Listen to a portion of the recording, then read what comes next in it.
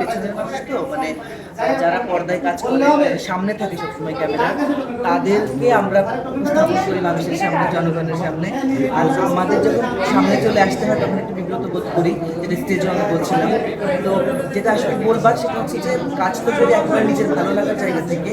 অনেকেই বলে যে তাদের থেকে পাশ করার পরে কেন বিনোদন সাংবাদিকতা আমি করি, কিন্তু আসলে এটা একেবারে প্যাশনের জায়গা থেকে। এবং এটা আমি বলি যে আমার আব্বু যেহেতু একজন শিল্পী, লোকজ গানের শিল্পী ছিলেন, তো ওই রক্তেই আছে আসলে কালচার, শিল্প চর্চা। তো তাই জন্য করি। আর তার জন্য যদি মানে কোনো ইয়ে পাই, সম্মাননা পাই, এটা তো আসলে মানে কি বলবো, ড্রিম কাম ট্রু বলা যায়। আমার অনেক আনন্দের একটা বিষয়। মেঘনা চাই জলের এটাই বলছিলাম যে আমি কিন্তু মানে অনেকে বলে যে অ্যাওয়ার্ড পেলে আগামীতে কাজের থেকে অনুপ্রেরণা পাওয়া যায়, বাট আমার কাছে মনে হয় কি যে আমি আসলে ভালো কাজ করেছি এতটা টানা সময়, তাই জন্য আমাকে অ্যাওয়ার্ড দিয়েছে। তাই জন্য আগে থেকে ঠিকঠাক ছিলাম, মানে আমি ঠিক ছিলাম, আমি ঠিক কাজটাই করতাম, যার কারণে আমাকে অ্যাওয়ার্ডটা ডেকে দিয়েছে।